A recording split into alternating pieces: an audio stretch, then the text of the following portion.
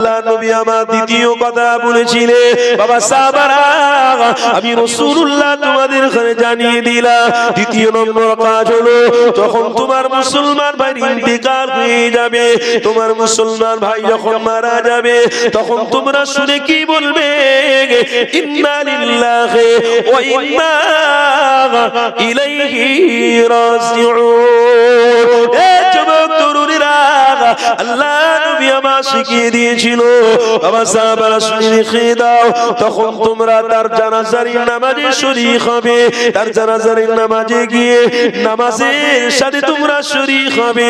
জানাজার নামাজ তোমরা পড়ার পরে বাড়িতে চলে আসবে না, জানাজার নামাজটা পড়ে নিয়ে 3 মুঠো মাটিটা দেওয়ার চেষ্টা করবে। এই যুবক তরুণীরা, আজকে সমাজে অনেকে রয়েছে মুসলমান ভাইয়ের মৃত্যুর খবর শোনার পরেও অনেকে জানাজার নামাজ পড়তে যায় না। ওই মানুষটা অমুক ছিল, ওই মানুষটা তমুক ছিল, ওই মানুষটা তমুক ছিল। শুনে রেখে দাও, আল্লাহ নবী আমার পৃথিবীর জমিনে মানবতা শিক্ষা দিতে এসেছিল, আল্লাহ নবী আমার প্রেমের শিক্ষা দিতে এসেছিল, আল্লাহ নবী আমার বাপে বাপে বাপ বেটায় ভালোবাসা শিক্ষা দিয়ে এসেছিল, আল্লাহ নবী আমার ভাই ভাই ভালোবাসা শেখাতে এসেছিল, আল্লাহ নবী আমার কন্যাদের বিবাহ দিতে এই শিক্ষাটা মুহাম্মদ রাসূল দিতে এসেছিল। এই যুবক তরুণীরা শুনে রেখে দাও, নূর নবী দয়াল নবী আমার 1 তারিখে একটা লাশ আমার রাসূলুল্লাহর সামনে দিয়ে চলে যাচ্ছিল, আল্লাহ নবী আমার বসে আছে, সাহাবারা সবাই বসে আছে, আল্লাহ নবী আমার হঠাৎ করে উঠে দাঁড়িয়ে গেলেন, আল্লাহ নবী সাহাবারা বলতে লাগলেন, ইয়া রাসূলুল্লাহ হাবিবাল্লাহ, হুজুর কার জানাজা যাচ্ছে, কার মাইয়া যাচ্ছে, আপনি কেন উঠে দাঁড়ালেন? এই যুবক তরুণীরা, সেই সময়তে নবী আমার বলেছিল, বাবা সাহাবারা শোনো শোনো, খবরদার সে ইহুদি হতে পারে, সে খ্রিস্টান হতে পারে, তার জানাজা চলে যাচ্ছে, লাশ চলে যাচ্ছে, তোমার ভাই আগে তোমাদের থেকে দুনিয়া ছেড়ে চলে যাচ্ছে। আমি রাসূলুল্লাহ আমি সম্মানের সঙ্গে দাঁড়ালাম কেন? এই জন্য সে দুনিয়া ছেড়ে চলে গেল বলে, এই জন্য আমি সম্মানের সঙ্গে দাঁড়িয়েছি। এই যুবক তরুণীরা, আল্লাহ নবী শিক্ষাটা দেখে সাহাবারা অবাক হয়ে গেলেন, কেমন নবী আমার, যে নবী ইহুদিদেরকেও ভালোবাসে, যে নবী নাসারাদেরকেও ভালোবাসে, যে নবী খ্রিস্টানদেরকেও ভালোবাসে, এক কথা নবী তাম পৃথিবীর মানুষকে আল্লাহ নবী উম্মতি বলে ঘোষণা দিয়েছে। আর জোরে কি গো বাপেরা, আমার মুসলমান ভাই মারা গেলে আমরা শোনার পরে কাজে চলে যাই। অনেকে আছে আমার নিজের কাজটা আগে, অধিকাংশ এটা হওয়ার কারণে আল্লাহর ভয় নবীর ভালোবাসা উঠে গেছে। আমার রাসূলুল্লাহ 3টে আমলের কথা বলেছিলেন, 3টে আমল যার ভিতরে থাকবে কোনোদিন শয়তান গ্রাস করতে পারবে না, অহংকারী বান্দা হতে পারবে না। কথা শুনছেন? কষ্ট পাচ্ছেন আপনারা? 3টে আমল আমাদের ভিতরে আছে, দেখুন তো। অনেকে আমার মুসলমান ভাই মারা গেলে আমরা জানাজারের নামাজই পড়তে যাই, জানাজারের নামাজ তো দূরের কথা, তার মৃত্যুর খবর শোনার পরে ইন্না লিল্লাহ পর্যন্ত পড়ি না। কথা ঠিক না ভুল বলছি? সমাজে এরকম আছে না নেই? কেন পড়বো না ভাই? আমার ভাই দুনিয়া ছেড়েছে, আরে এটাই তো আমার রাসূল শিখিয়েছে, এই দুনিয়া ছাড়তে হবে, এই ভয় যার ভিতরে থাকবে অবশ্যই তার ভিতরে আল্লাহ আল্লাহর রাসূল থাকবে। এই দুনিয়া ছাড়তে হবে, এই ভয় যাদের ভিতরে থাকবে আল্লাহ আল্লাহ রাসূল তার ভিতরে থাকবে, দুনিয়াদারি তার ভিতরে থাকবে না, শয়তান তার মধ্যে থাকতে পারে না, দুনিয়ার কোন টাকা পয়সার লোভ লালসা মারামারি কাটাকাটি ফিতনা ফাসাদ তার মধ্যে থাকতে পারে না। কেন? সে একটাই কথা ভেবে রেখেছে যে আমাকে দুনিয়া ছাড়তেই হবে। কেন? আল্লাহর নবী নিজে জানিয়েছে যে দৈনিক দিন কবরকে, মৃত্যুর কথা, কবরের কথা 100 বার স্মরণ করে, তার দ্বারাই সমাজে কোনো খারাপ কাজ হতে পারে না। আমরা স্মরণ করি, আজকে সব আস্তে আস্তে করে উঠে যাচ্ছে। এটা যখন আমাদের থেকে উঠে যাবে তখন দেখবেন নামাজের প্রেম, আল্লাহর ভয়, নবীর ভালোবাসা, ভাই ভাই মহব্বত, স্বামী স্ত্রী ভালোবাসা, বাপ বেটি মহব্বত, এই সবগুলো আস্তে আস্তে করে উঠে যাবে। মানুষ হিংস্র প্রাণীর মতন হয়ে যাবে। তাদের অন্তরটা দুর্বল হয়ে থাকবে না, তাদের অন্তরটা কঠোর হয়ে যাবে, শক্ত হয়ে যাবে। তাদের অন্তরটাকে আল্লাহ মায়ের পেট থেকে, গর্ভ থেকে আল্লাহ তাদের অন্তরটাকে স্থির করে দিয়েছিলেন, নরম করে দিয়েছিলেন।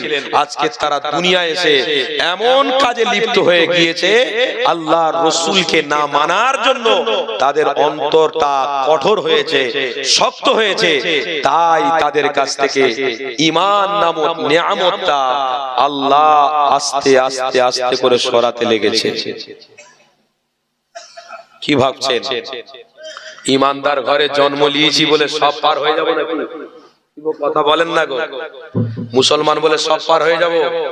ওই রাস্তায় গাড়ি নিয়ে বের হন, দু চাকা আছে তো, চার চাকা আছে তো, রাস্তায় গাড়ি নিয়ে বের হন, পুলিশ যদি রাস্তায় ধরে, আপনার নাম্বার মেরে যদি দেখে ইন্স্যুরেন্স ফেল, ধোঁয়া ফেল, আপনাকে আবদার করবে না ফাইন করবে? কথা বলুন না গো। ফাইন করবে না? ওসব আবদার ঘরে আছে। ঘরে যাব, ভালোবাসা সেখানে দেবে, দিয়ে এখানে আমি আমার ডিউটি আছি, আমার ডিউটিটাকে প্রাধান্য দিতে হবে।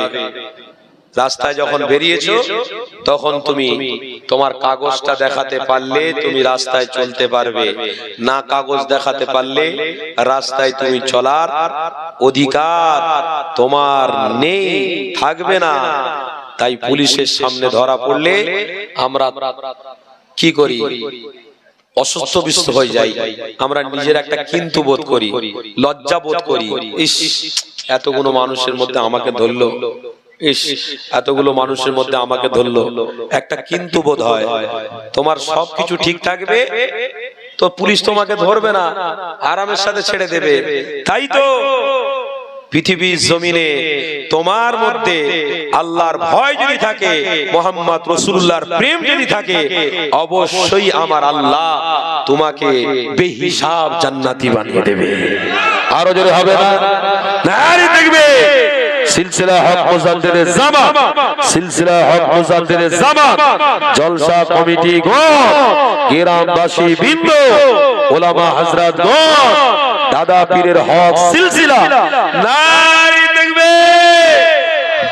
দরুদ শরীফ আল্লাহুম্মা সাল্লি আলা, মাশাআল্লাহ, জোরে জোরে পড়ুন।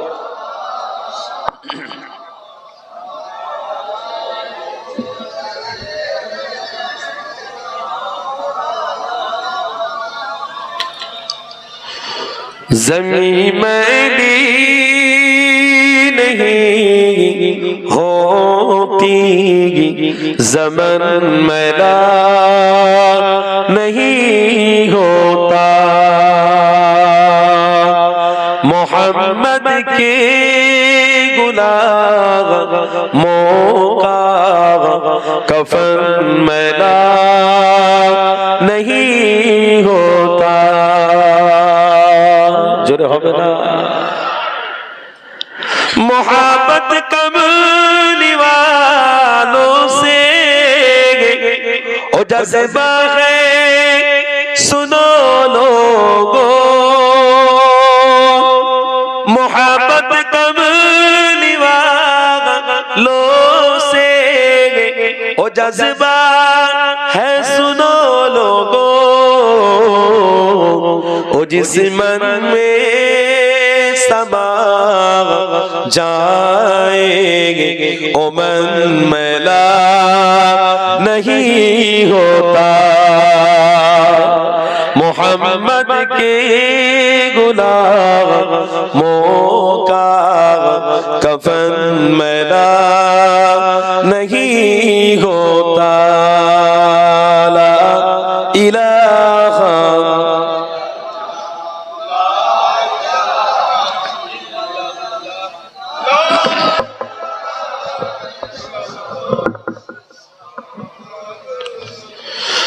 गुलों को चूम लेते नम सब नमी का तेरे गुलों को चूम लेते गए सहर नम सब नमी का तेरे ज़मीना नबी की नात सुन ले तो चमन मैला नहीं होता। और जो হবে না मोहम्मद के गुलाम मोका कफन मैला नहीं होता। ला इलाहा इल्लल्लाह ला इलाहा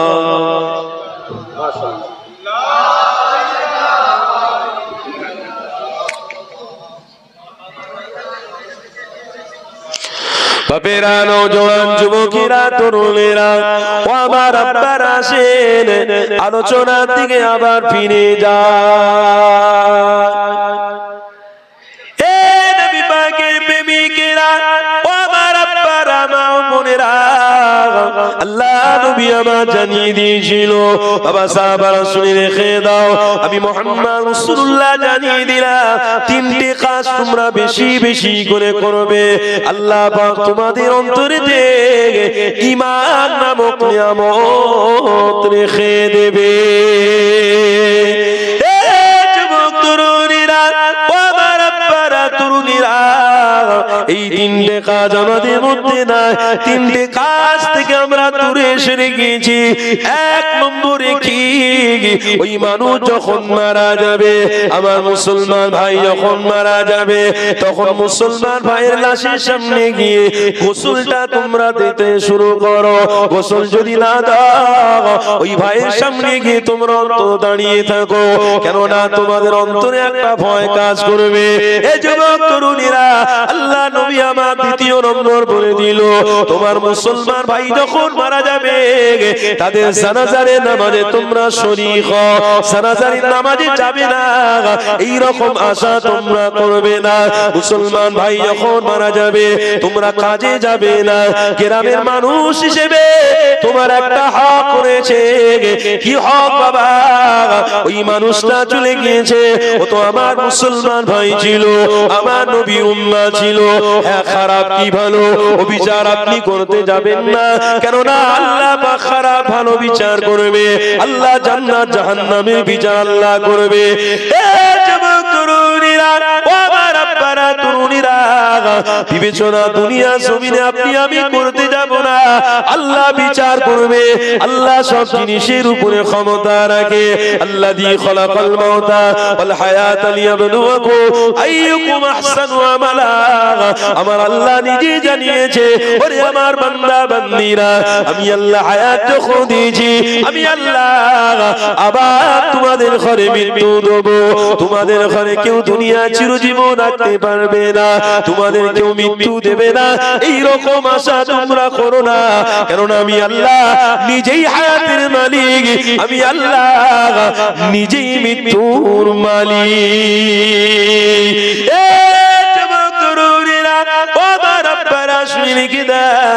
তাই আমাদের গ্রামের কোন মানুষ যদি মারা যায় অবশ্যই আমার আপনার মধ্যে একটা ভয় থাকবে। ওই মানুষটা যেমন মারা গেছে আমিও তেমন কালকের মারা যেতে পারি, পরশু মারা যেতে পারি, আমি আল্লাহ ডাক আসলে আগামীকালও চলে যেতে পারি। এই আশাটা তোমরা করবে। জানাজারের নামাজটা তোমরা ছাড়বে না। জানাজারের নামাজে শরীক হলে আবু দাউদ শরীফের হাদিসের মধ্যে আছে, বুখারী শরীফের হাদিসের মধ্যে আছে যে বা যারা মুসলমান ভাইয়ের জানাজার নামাজটা পড়ে আমার আল্লাহ উহুদ পাহাড় সমতুল্য সওয়াব তার নামে আমলে দিয়ে দেয়।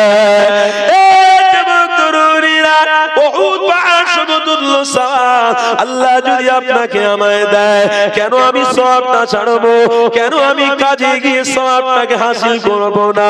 কেন আমি বাড়িতে বসে বসে ওই মরা ভাইয়ের কেন আমি গীবত করব, চুগলি করব? ওই মরা ভাইয়ের কথা আমি কেমন মানুষের কাছে প্রচার করব? ও যুবক না না, খবরদার এই কাজটা করতে যেও না, কেননা আমার আল্লাহ জানিয়েছে ফাযকুরুনি আযকুরুকুম ওয়াশকুরুলি ওয়ালা তাকফুরুন। বান্দা তুমি দুনিয়া জমিনে থেকে আমি আল্লাহ আমাকে স্মরণ রাখো, আমাকে মনে পড়ো, আমার ভয় তোমার অন্তরে রাখো, কঠিন দিনে আমি আল্লাহ তোমাকেও স্মরণ করব। এ যুবক তরুণেরা, তাই তো আপনার মুসলমান ভাই যদি ইন্তেকাল করে ফেলে, আপনার ভাই যদি মারা যায়, হ্যাঁ হিংসা থাকতে পারে, হ্যাঁ হাড়ি থাকলে ঠোকাঠুকি হতে পারে, হ্যাঁ হিংসা বিদ্বেষ থাকতে পারে, মৃত্যু হয়ে যাওয়ার পরে আর হিংসা বিদ্বেষ করতে যাবেন না, আর কারোর প্রতি দুঃখ করতে যাবেন না। ওই ভাইয়ের লাশ যখন যাবে, আপনিও দাঁড়িয়ে দাঁড়িয়ে দাঁড়িয়ে দাঁড়িয়ে একটুখানি কাদা দেওয়ার চেষ্টা করবেন, আপনিও তাকে মাটি দেওয়ার চেষ্টা করবেন।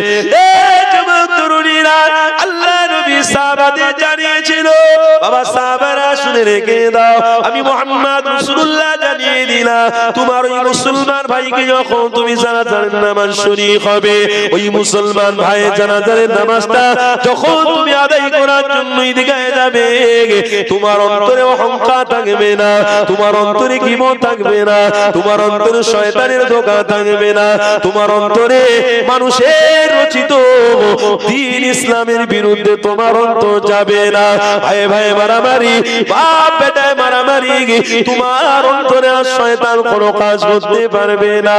আমার রাসূলুল্লাহ জানিয়ে দিলে, ও সাহাবারা, শুধু জানাজারের নামাজটা পড়ে নেওয়ার পরে বাড়িতে চলে আসবে না, অন্ততপক্ষে মাটি দেওয়ার চেষ্টা করবে।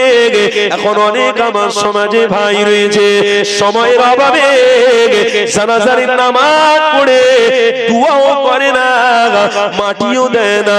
এই রকম যেন আপনার পরিবেশ না হয়, আপনার আমার এই রকম মনোভাব যেন না হয়, আমার আপনার ফিলিং যেন এই রকম তৈরি না হয়।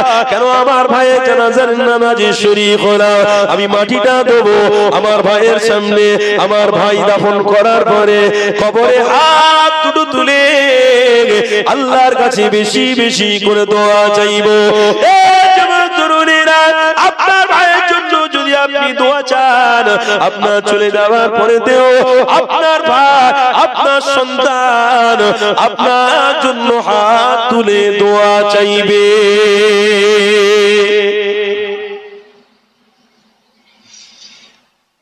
আপনি যেমন হবেন তেমন আপনার বিচার হবে। আপনি যদি ভালো হন তো ভালো বিচার হবে, কথা ঠিক না ভুল বলছি? আপনি যদি খারাপ হন তো খারাপই বিচার হবে। আর ভালো কি খারাপ এর বিচার কে করে? আল্লাহ। তবে হ্যাঁ, আল্লাহ যাকে ভালোবাসে বা যে আল্লাহকে ভালোবাসে, তাম পৃথিবীর মানুষকে আমার আল্লাহ ফেরেশতা দিয়ে ঘোষণা করে দেয়, তাম মখলুকের কানে কানে পৌঁছে দেয়, ওই বান্দা আমার সঙ্গে সম্পর্ক করেছে, কোন মখলুক যেন তাকে আঘাত না দিতে পারে। বলুন না সুবহানাল্লাহ। যে আল্লাহর হয়ে যাবে, আল্লাহ তার হয়ে যাবে। পৃথিবীর জমিনেতে আল্লাহ হওয়ার জন্য, আল্লাহর রাস্তায় ধাবিত হতে পারিনি, আল্লাহকে প্রেম করার জন্য কতটা পথ আমরা হেঁটেছি। এই তো আজকের দিনে আপনাদের এই গ্রামে এত সুন্দর কর্মকাণ্ড, এই সুন্দর জিনিসটাকে আমরা আপন নিয়মে যদি না মেনে নিতে পারি, এই সুন্দর কর্মকাণ্ডকে আমরা না প্রেম করি, আমরা এই কর্মকাণ্ডকে না যদি প্রাধান্য দিই, তাহলে মনে করতে হবে আল্লাহর সাথী আপনি হবেন না, মুহাম্মদ রাসূলকে আপনি ভুলে গেছেন, আল্লাহকে ভুলে গেছেন। কেন? আপনাদের গ্রামে এই কর্মকাণ্ডটা হলো ঈমানকে বাড়ানোর কর্মকাণ্ড, আল্লাহর সাথে সম্পর্ক করার কর্মকাণ্ড। এই কাজটাতে যে বা যারা থাকবে, আল্লাহর নবীর সাথী হয়ে তারা জান্নাতে যাবে। কেন? এটা ভালো কাজ, তাই তো নাকি? এটা ভালো না খারাপ? ভালো কাজ নয়? আপনাদের গ্রামের ছেলেরা এই সমস্ত কাজ না করে উলঙ্গ নারীদের নিয়ে যদি নাচ করে, এর জন্য দায়ী তো গার্জেনরা হয়ে যাবে। কারণ আপনাদের ছেলেদেরকে আপনারা ভালো কাজকে সাপোর্ট করতে দেননি বলে তারা খারাপ বেছে নিয়েছে। কি গো, তাই তো নাকি? আপনার ঘরের ছেলেরা ভালো রাস্তায় না থাকতে থাকতে থাকতে থাকতে এই মোবাইলের মধ্যে ঢুকে গিয়ে হঠাৎ করে একটা নায়ককে ভালো লাগলো, সেই নায়ককে আপনার গ্রামে আনার জন্য খুব চেষ্টা করছে। কত টাকা লাগবে? বললো 15 লাখ, 1 কোটি। আমি খেটে খেটে জমিয়ে জমিয়ে জমিয়ে 1 কোটি টাকা আমি দিয়ে ওই নায়ককেই আমি আনতে চাই। এই রকম আশা যদি তার মধ্যে হয়, এই রকম ফিলিংস যদি তার মধ্যে তৈরি হয়, তার জন্য গ্রামের গার্জেনরা দায়ী। কেন? ওই ছেলেটা কোনদিন ভালো কাজে যুক্ত হওয়ার ইচ্ছা করেছিল, ভালো কাজ তাকে করতে দেওয়া হয়নি। কথা ঠিক না ভুল বলছি? ওই ছেলেটা আশা করেছিল মসজিদে জুমার নামাজ পড়তে যাব, অনেক মুসাল্লি তাকে দেখে ঠাট্টা করেছিল, ইয়ার কি করেছিল, হায়দা কোনদিন নামাজ পড়তে আসে না, সে আবার নামাজ